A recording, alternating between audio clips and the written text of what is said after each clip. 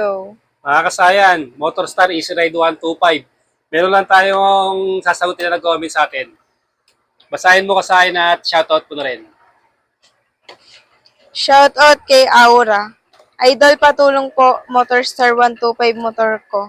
Problem dito po is pag-start ng takbo okay pa siya. Pag tumakbo na siya sa 30 to 40 or nakadepende habang pabilis takbo biglang wala yung hatak. Parang pumupurot, di ko ma-explain ng maayos sir kasi hirap ako identify yung problem nito. Ito siya nag-comment. Nag-comment siya sa Motorstar Easy Ride 125. Ganito gawin nyo kapag nasira ang Kickstarter. Bali siya kasayan yung pumupurot na tinatawag niya, maaring pumupugak-pugak o yung nagpuputol-putol. Bali kasayan, pwedeng pagmulan niyan yung ating CDI.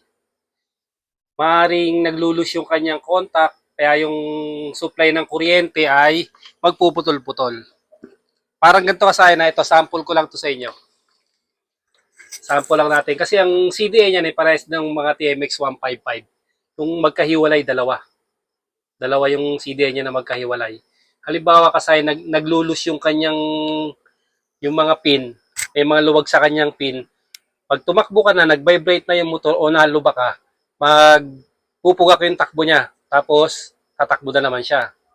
Pagka yung kuryente niya kasi ay nagpapawala-wala, magiging pugak-pugak yung takbo niya o magpuputol-putol. Kaya pwede mo siyang i-sample kasayan sa pag ano lang kanyang kuryente sa ganito. Pwede yung i-testing yung kuryente na ignition coil para malaman nyo kung yung kuryente niya tuloy-tuloy. Kaya lang kasayan dahil ibig sabihin pag tumakbo na siya ng 30, tumakbo na ng 30 o 40 o 50, kung saan man siya maglulus, doon siya magpupugak-pugak. Kasi ito, bago natin nabili itong motor na to, pinalitan na yung ano kasi, pinalitan na nila yung CDI. Pwede nyo rin gawin to. Siyempre, kung saan tayo mas mura, kung saan tayo makakamura, yun ang uunahin natin. Halimbawa to kasi, no, yung CDI niya, primary type. Ngayon, pinalitan ng battery operated CDI para palakasin yung kuryente.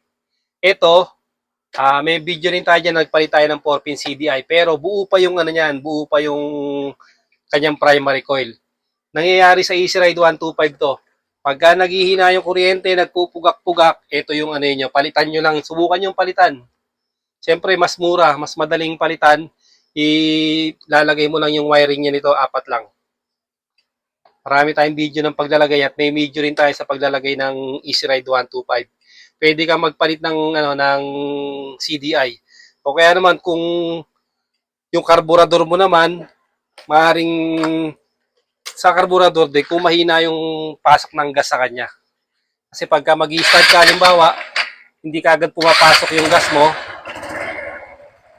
parang kumbaga iba-iba yung pasok ng gas sa carb, hindi maganda. Tapos may part na maganda yung tulo ng gas, maganda rin yung takbo.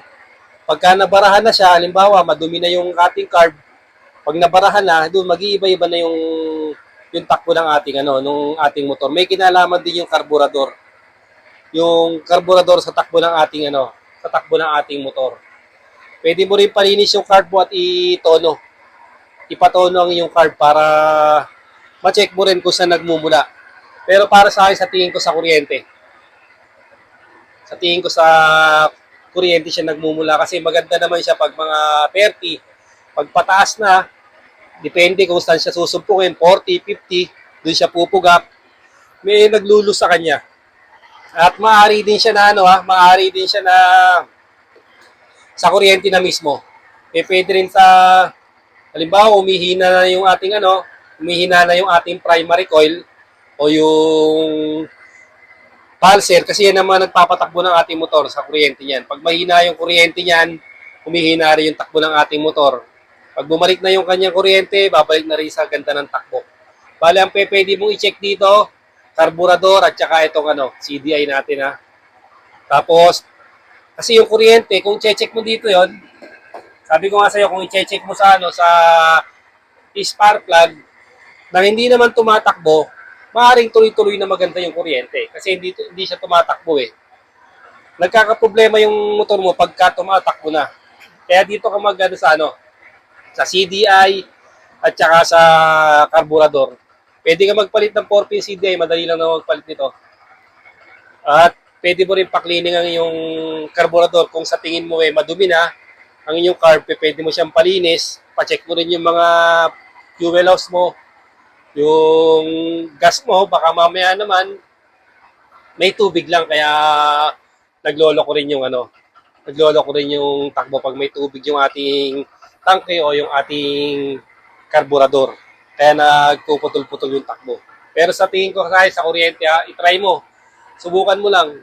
Tapos pagka ganun pa rin, mag-comment ka lang at gagawa natin ng paraan yan. Hanggang dito na lang mga kasayang. Salamat sa panonood.